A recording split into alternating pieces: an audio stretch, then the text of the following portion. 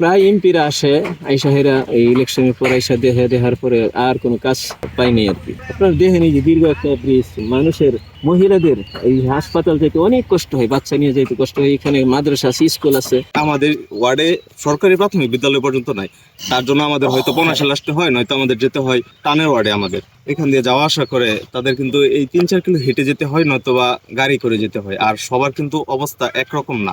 2-3টা school আছে, মাদ্রাসা আছে। স্কুলের পোলাপানি দিক দিয়ে মনে করেন চলাফেরা করে এই সাঁকু একসময় ভাঙ্গা থাকে, এতে এই জন্য মনে করেন পোলাপানি স্কুলে যেতে পারে না। মাঝে মাঝে নৌকা যে ডুবিয়া অনেক মানুষ অনেক যে ক্ষতিগ্রস্ত হয়।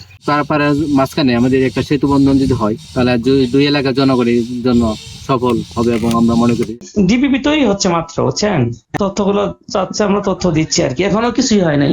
Height, flood level, appraisal format থাকে একটা, বুঝছেন, ব্রিজে বিভিন্ন তথ্য থাকে, লেন্থ কত হবে, তারপরে সর্বোচ্চ বন্যার লেভেল কত, এগুলো যে তথ্যগুলো লাগে এই তথ্যগুলো আমরা পাঠাইছি।